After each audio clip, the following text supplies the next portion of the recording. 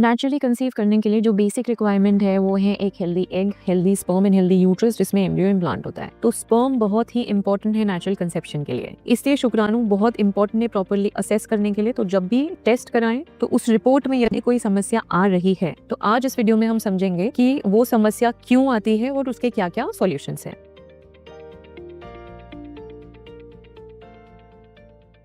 नमस्कार, मैं doctor Diksha Tiwari, fertility specialist and IVF consultant, new hope IVF Indore. तो जब हम शुक्राणुओं की बात करते हैं तो शुक्राणुओं का जो नॉर्मल प्रोडक्शन है या हेल्दी स्पर्म्स जो बनते हैं वो किन किन बातों पे डिपेंड करते हैं। मेजरली 3 फैक्टर्स, जिसमें पहला है टेम्परेचर, दूसरा है लाइफस्टाइल चेंजेस एंड तीसरा है हार्मोनल बैलेंस। तो पहला फैक्टर हम लेते हैं जो कि है तापमान यानी टेम्परेचर। जो नॉर्मल स्पर्म प्रोडक्शन होती है बॉडी में, वो जो यूजुअल बॉडी का टेम्परेचर होता है जिसको हम कहते हैं 37 डिग्री सेल्सियस, जो हर एक की बॉडी का नॉर्मल टेम्परेचर होता है, इससे 2 डिग्री कम में स्पर्म प्रोड्यूस होते हैं। इसीलिए जो टेस्टिस यानी पुरुषों का अंडकोश है वो शरीर से बाहर होता है ताकि अच्छे स्पर्म प्रोड्यूस हो सकें। तो यदि आप ऐसी जगह काम करते हैं जहाँ का टेम्परेचर बहुत ज़्यादा है, हॉट है, या हॉट सोना, हॉट योगा आप लगातार ले रहे हैं, या फिर जो लैपटॉप यूजेज हैं, लैपटॉप कहते ही इसलिए बिकॉज लैप यानी गोदी, और गोदी में रख के आप उसको अगर काम कर रहे हैं तो स्पेशली पुरुष, तो यदि वो टेम्परेचर आपने गोद में रखा हुआ है लैपटॉप और 2 से 3 घंटे से ज़्यादा 24 घंटे में उसको आप अपने पास रखते हैं तो ये this can increase temperature at the local area, जिसकी वजह से स्पर्म प्रोडक्शन हैम्पर हो सकता है, क्वालिटी डाउन हो सकता है। तो एक तो लैपटॉप को लैप पे नहीं रखना है, always use on the table. उसको टेबल में रख के यूज़ करिए, जितना मिनिमम यूजेज हो सके मोबाइल लैपटॉप के, बिकॉज रेडिएशंस भी एक्सपोजर हो सकता है वाईफाई रेडिएशन से, तो जितना मिनिमम हो सके उतना यूज़ करें and away from your lap. This is one important thing. बहुत ज़्यादा गर्म जगह में अगर काम कर रहे हैं तो थोड़ा सा उस चीज़ को अवॉइड करिए कि कैसे हम काम भी हमारा होता रहे और ये चीज़ भी इम्प्रूव हो जाए।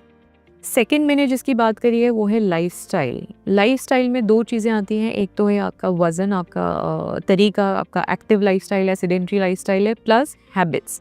हैबिट्स यानी अल्कोहल, स्मोकिंग, टोबैको, हुक्का आजकल बहुत चलता है। क्या यदि आप ये चीज़ें लेते हैं तो ये जो सारी चीज़ें हैं ये ऑक्सीडेटिव स्ट्रेस डेवलप करती हैं, रिएक्टिव ऑक्सीजन स्पीशीज़ बढ़ाती हैं, जिसकी वजह से डीएनए डैमेज हो सकता है स्पर्म का, और डीएनए ही वो पार्ट है जो कि एग के अंदर जाएगा स्पर्म की तरफ से। तो यदि ऑक्सीडेटिव स्ट्रेस है तो इसके लिए कुछ सप्लीमेंट्स दिए जाते हैं, जैसे कोएंजाइम Q10 है, which is an mediator of the electronic pathway of the mitochondria. तो स्पर्म में माइटोकॉन्ड्रिया इंपॉर्टेंट इसलिए है बिकॉज स्पर्म एक चलने वाली चीज़ है, बिकॉज स्पर्म चल के ही एग तक पहुंच सकता है, उसको ट्रैवल करना पड़ता है cervix to uterus till fallopian tube, जहाँ पर वो एग को फर्टिलाइज करता है। तो उसके चलने के लिए उसको एनर्जी चाहिए। ये जो पावर हाउस, ये जो एनर्जी मिलती है, ये पावर हाउस यानी माइटोकॉन्ड्रिया से मिलती है। तो उसका एक पाथवे का मीडिएटर है कोएंजाइम Q10। तो यदि ये चीज़ें हैं तो कोएंजाइम Q10 आपको एडवाइस किया जा सकता है। प्लस एंटीऑक्सीडेंट विटामिन होते हैं, जैसे विटामिन E है, विटामिन A, विटामिन C, जो सप्लीमेंट्स किए जा सकते हैं, या कोई डेफिशिएंसी है B12 या D की तो वो कंप्लीट करनी है।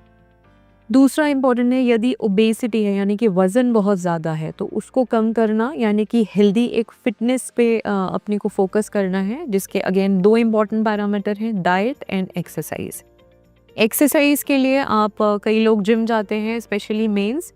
तो जिम में कई सप्लीमेंट्स भी दिए जाते हैं जिसमें टेस्टोस्टेरोन हार्मोन की मात्रा ज़्यादा रहती है, बिकॉज कई बार ये सोचा जाता है कि it is a male hormone, अगर हम ये लेंगे तो हमारा फर्टिलिटी पोटेंशियल बढ़ जाएगा। बट एक्चुअली में अगर टेस्टोस्टेरोन है, चाहे वो किसी भी फॉर्म में आप ले रहे हैं, तो this can further decrease sperm production. तो कोई भी टेस्टोस्टेरोन सप्लीमेंट नहीं लेना है, कोई भी आपको प्रिस्क्राइब कर रहा है तो वो अवॉइड करना है। एक्सरसाइज प्रॉपर कीजिए, of course muscle training, aerobic exercise दोनों आपको करना है। Plus diet should consist of a balanced meal which is a combination of carbohydrate, fat, minerals and protein.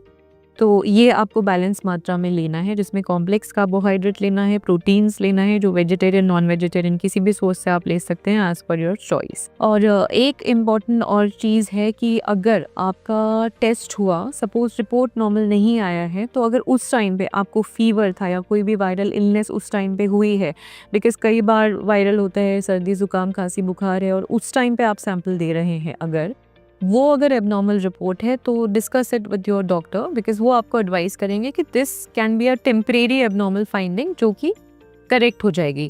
और एक चीज़ मैं आपको और बताना चाहती हूँ, अगर रेगुलरली आप चेक कर रहे हैं सीमेन पैरामीटर्स, आपको कुछ मेडिकेशंस प्रिस्क्राइब की गई हैं, महीने महीने में आपका चेकअप हो रहा है और अगर आप देख रहे हैं there is a significant falling pattern, जैसे कि 40 मिलियन से 30 मिलियन हो गया, 30 मिलियन से 20 मिलियन हो गया, अगर लगातार फॉल कर रहा है और अभी आपके स्पर्म काउंट ठीक है, तो अगर फॉलिंग पैटर्न आ रहा है तो उस टाइम पे जो एक चीज़ आप कर सकते हैं वो कर सकते हैं सीमेन फ्रीज। बिकॉज कई बार हम देखते हैं कि जिस समय स्पर्म्स थे उस समय सीमेन फ्रीज नहीं हुआ और अभी काउंट रह गया है 3-4 मिलियन, जो कि बहुत कम हो गया है।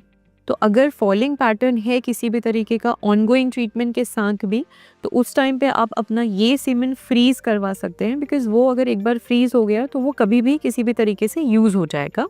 तो ये एक टेक्नोलॉजी है जो इस्तेमाल की जा सकती है। तो ये सारे पैरामीटर्स हैं जिससे स्पर्म क्वालिटी क्वांटिटी इम्प्रूव हो सकती है, तो ये ट्रीटमेंट आपको लेना है।